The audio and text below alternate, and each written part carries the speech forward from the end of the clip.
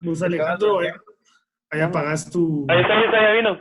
tu cámara. Ahí está. Ya vino, como que estuviéramos en Ya la... vino, Ya puchi. vino, ya vino.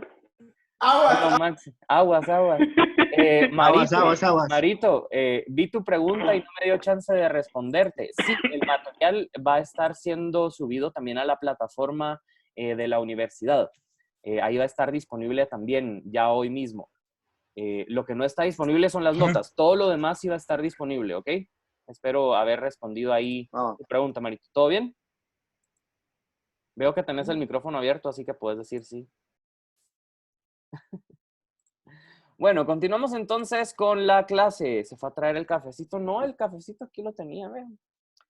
De hecho, esta es una taza muy especial. Me la dio una alumna de Quiché.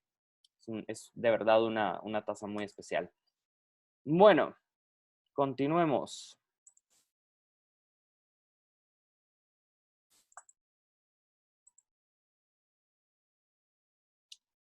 ¿Estamos bien por acá? ¿Me escuchan? ¿Me escuchan? Hola, hola. Sí, gracias. Sí. Gracias, No gracias, escucho. gracias. Ok, buena onda, Pablo. Perdón. Sí, se escucha. De momento me siento como que se me traba la computadora y que ya no me ven. No. Ok, buena onda. Bueno, tenemos entonces aquí un Monet. Monet entonces es parte de este movimiento pre-vanguardista, pero después de Monet hubo algo muy interesante. ¿Qué es esto? ¿Alguien sabe qué cuadro es o de quién es? Pueden Ese, participar. si no es desde, ¿cómo se llama? De Picasso, ¿no? Muy bien, muy bien. Es de Picasso. ¿Cómo se llama Las este mujeres, cuadro? no sé qué. Muy bien, las señoritas de Las Aviñón. mujeres. Ay, Las ¿cómo se llama? señoritas de Aviñón. Aquí está, las Esa. señoritas de Aviñón de Picasso. Con Picasso se inauguran las vanguardias. Con Picasso tenemos ya el primer movimiento vanguardista identificable, que es el cubismo. Con esta obra, Las señoritas de Aviñón, pintada y presentada en 1900, bueno, no pintada, se pintó antes, presentada en 1907, pues Pablo Picasso junto con Georges Braque inauguran este movimiento que se llama cubismo, que consiste en asociar elementos imposibles de concretar, o sea, hacer, por ejemplo, que la cabeza de una persona sea un triángulo o que los ojos de alguien sean cuadrados. Algo que no tiene sentido, digamos, a lo que no estábamos acostumbrados a ver. Además, tenemos, perdón, tengo que darle aquí admitir a más personas. Ok, tenemos una parte Dudalik. humorística. Vemos aquí, por ejemplo, que las formas a las que estábamos acostumbrados ver curvas, en este momento las vemos triangulares y de alguna forma eso se vuelve humorístico. ¿Sí, Mario? El cubismo se podría tomar como algo abstracto también. No, no es abstracto porque sí se puede percibir la forma, lo podemos entender. Vamos a ver más adelante cosas un poco más abstractas. Veamos ahora otro movimiento vanguardista que hay aquí.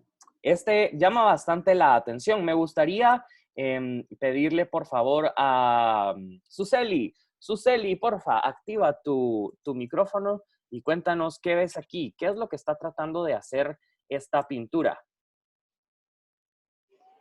Yo creo que está dando como sensación de movimiento. Excelente, así como dice Carlos Francisco y como nos Cadejo. indica. Carlos Francisco es parte del futurismo y lo que trata de hacer es eso que nos indica Suseli, replicar o imitar el movimiento. Al imitar el movimiento, lo que hacen, si se dan cuenta, es mantener un ritmo en la imagen, un balance en la imagen, un equilibrio en la imagen que hace parecer pues que se está moviendo o que se está agitando de alguna manera. Esto no se daba antes, es un efecto que se comenzó a dar en esa época. Este movimiento es el futurismo. Esta pintura es de Giacomo Balla. Yo sé, suena horrible, Giacomo Balla. Sí, pero sí, así se llamaba el chavo y era italiano. Giacomo Balla nació en 1871 y la pintura que vimos anteriormente se llama Dinamismo de un perro con correa. Es parte del movimiento futurista que empezó en 1909 y que impactó en la pintura, en la poesía y también en las artes plásticas como la escultura. Filippo Tommaso Marinetti fue el que redactó el Manifiesto Futurista.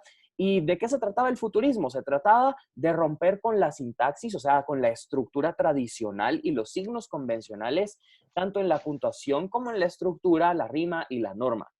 Veamos ahora esta obra de arte de 1917. La fuente. Excelente. ¿Por qué se llama La Fuente, Mario? Contanos.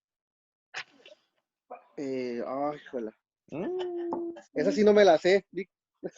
A ver, alguien por acá, le voy a preguntar a ver, Cristi. Hola, Cristi, buenos días, ¿cómo estás? Hola, bien, gracias. ¿Ya me logras escuchar? ¿Ya logras interactuar con el curso? ¿Ya? Sí, ahorita ya.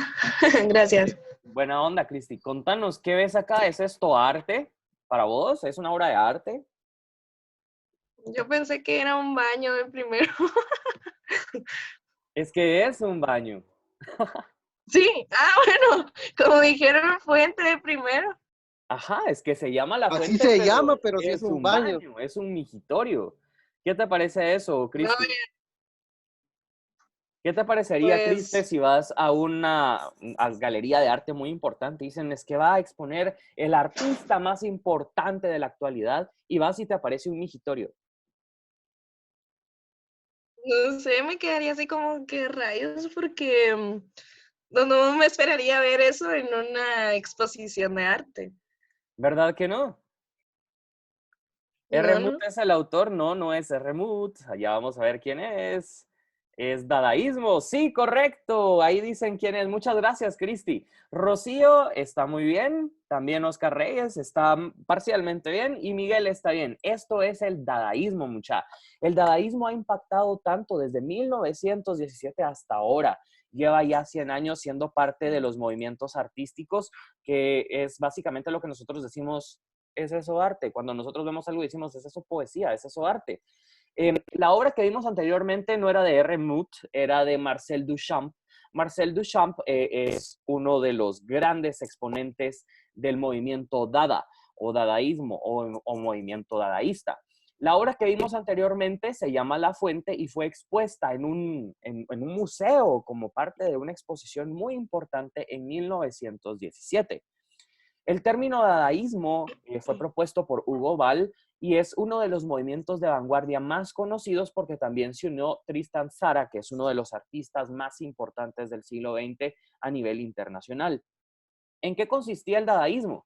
En rebelarse en contra de las convenciones literarias y especialmente artísticas de la época para después burlarse de los artistas, o sea, para burlarse del arte y de los artistas burgueses de ese momento. O sea que prácticamente era una manera de hacer una contracultura artística.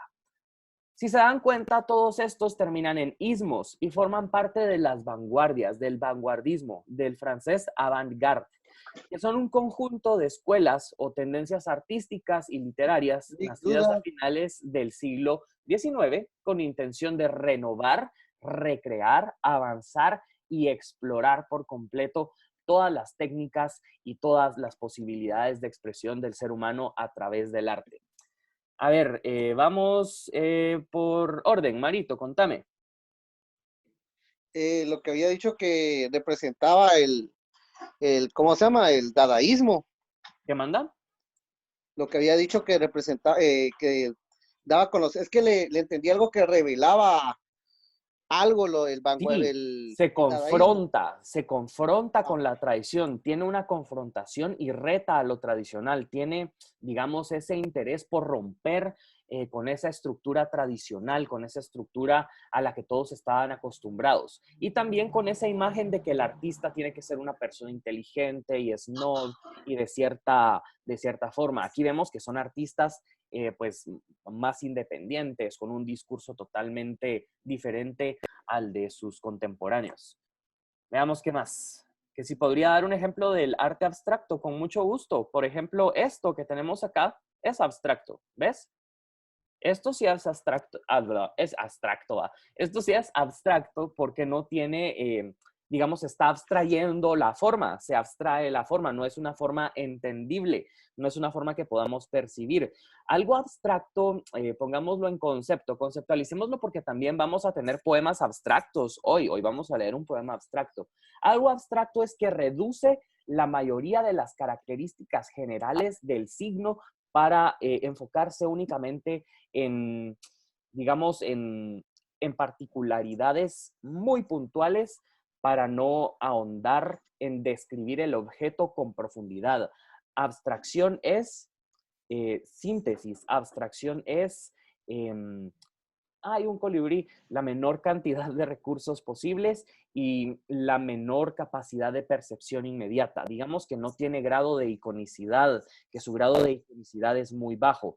Quienes llevan teoría general de la imagen conmigo saben qué es el grado de iconicidad y lo pueden compartir con sus compañeros. El grado de iconicidad en el arte abstracto es sumamente bajo. ¿Ok? Bueno, Dada es sin estructura, entonces, no solo sin estructura, es, digamos, rebelde, se rebela contra la norma.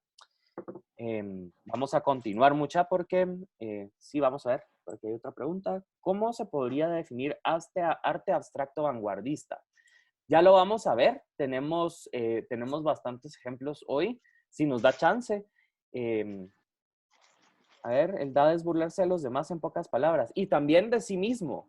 También de sí mismo. Recordate que al momento en que sos artista y desaprovechas una oportunidad artística en un museo para poner un migitorio en vez de una obra de arte tradicional, no solo estás dando ya un discurso contracultural, sino que te estás separando completamente de esa idea de artista, ¿verdad?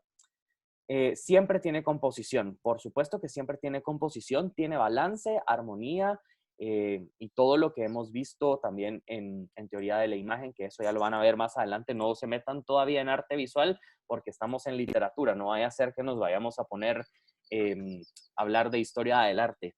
Vamos ahora a ver lo del vanguardismo. ¿Qué otros movimientos vanguardistas existieron? Y sobre todo aquí en América Latina. Bueno, en Chile nació el creacionismo en manos de Vicente Huidobro.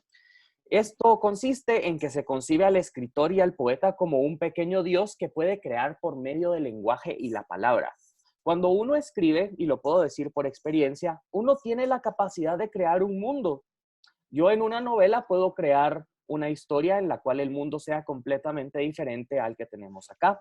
Y esa es la idea que tenía Vicente Huidobro, que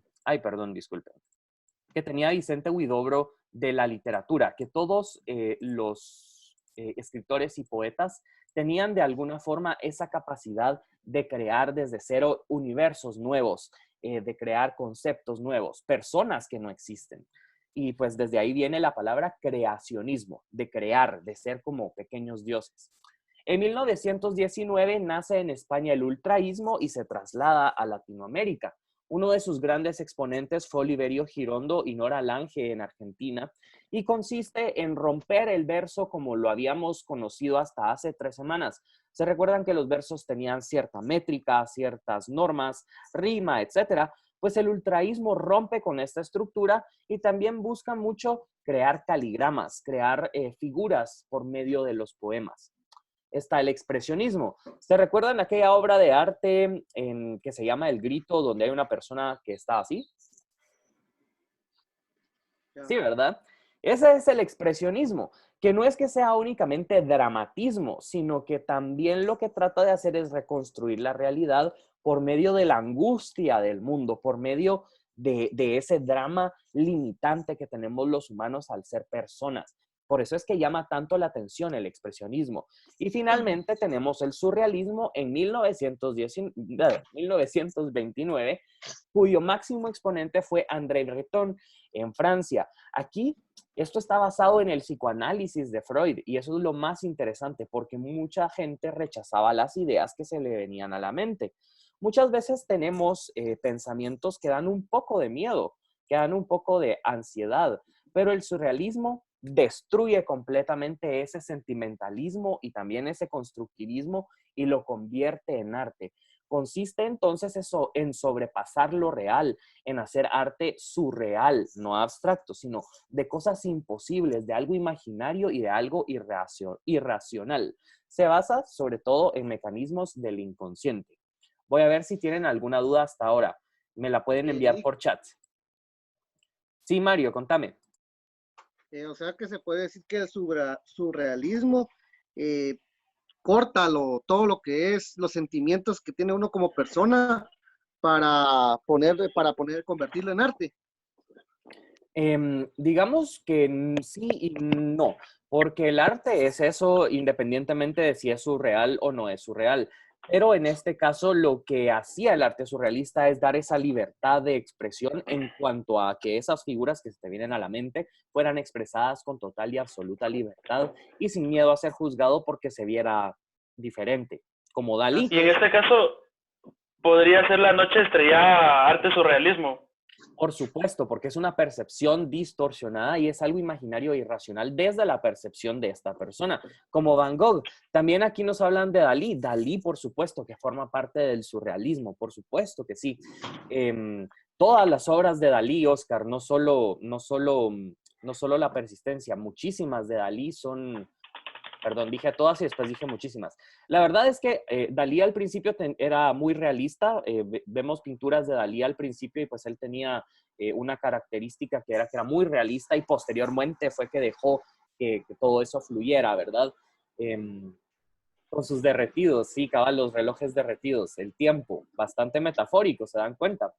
Bueno, vamos entonces a pasar aquí a lo siguiente. Contexto histórico. ¿Qué estaba pasando en la primera mitad del siglo XX? Un montón de cosas regruesas, mucha. Igual que ahorita, o peor, porque guerras así como un montón. Veamos entonces. Como comunicadores es importante que sepamos que en 1902 nació la primera revista. ¿Por qué? Porque con el nacimiento de la primera revista obviamente nació la publicidad impresa, mucha. O sea, con los periódicos pues ya habían anuncios. Pero con las revistas había audiencia específica, había target, había, digamos, una distribución, un tiraje, y pues la gente comenzó a pagar por anunciarse en esta revista que se llama Popular Mechanics o Mecánica Popular. Quienes somos un poquito más viejitos, vimos en algún momento una serie que se llamaba Mecánica Popular para Niños. Pues esa serie es digamos, algo que nace de esta revista y que pues obviamente tiene que ver con ingeniería y mecánica y ese rollo. Pero bueno, ¿qué más pasó? Estados Unidos tuvo su primera transmisión de radio en 1906. Eso también nos interesa a nosotros como comunicadores y bastante. También hubo un fenómeno que aún se mantiene ahora y lo podemos ver mucho en Estados Unidos, que es el nacionalismo por protección económica. Y es que las personas mantenían un discurso y mantienen aún un discurso en el cual se ponen de alguna manera arriba de otras naciones para proteger los intereses económicos de esa región, como con lo del muro, ¿verdad? También que comienza la Revolución Mexicana, que es la rebelión contra Porfirio Díaz. Eso comienza en 1910, dura muchísimos años, más de una década. Tenemos la inauguración del Canal de Panamá en 1914, la Primera Guerra Mundial de 1914 a 1918, y ahí, casi al final, la Revolución Soviética. Imagínense cómo estuvo eso. Y se corona esa década de 1910 con el asesinato de Emiliano Zapata, que fue uno de los líderes de esta Revolución Mexicana en 1919. En la década de los 20 destacaron personajes bien importantes que aún hoy pues siguen siendo referentes de ciencia, como Sigmund Freud y como Albert Einstein, con la teoría de la relatividad, Einstein, y con el psicoanálisis, Freud. Y también a finales de la década de los 20 comenzó ese gran golpe que se llamó la Gran Depresión en Estados Unidos y que impactó mundialmente y sobre todo en América Latina, que fue la recesión económica posterior a todo este pues, auge económico, los buenos tiempos que vivió Estados Unidos. Con todo esto, las tensiones sociales de los 30 fueron espantosas, hubo incertidumbre económica, así como ahora, o peor, porque realmente la gente no tenía las posibilidades como ahora de conectarse por estos medios, etc. Y bueno, los conflictos internos de los países y los conflictos entre países desembocaron en una Segunda Guerra Mundial que empezó en 1939 y terminó en 1945. Con esto como contexto podemos entender por qué las vanguardias militaban artísticamente, porque lo que necesitaban era también ejercer algún tipo de fuerza intelectual. Cristi, ¿podrías apagar tu micrófono? Gracias. Sí, lo siento. No tengas pena. Algún tipo de fuerza intelectual para cambiar cómo estaba el mundo en ese momento, ¿verdad? Vamos a dejarlo por el momento por acá, porque nos quedan solo 2 minutos con 20 segundos. Me gustaría responder algunas preguntas, si tienen hasta ahora. La Primera Guerra Mundial es precursada por la publicidad, ¿no? ¿Cómo así precursada? No entendí aquí qué quieres decir con Lick, precursada. Sí, Mario, cuéntame. usted mencionó algo importante sobre Freud y Stein. ¿Qué es lo que mencionó? No lo pude apuntar.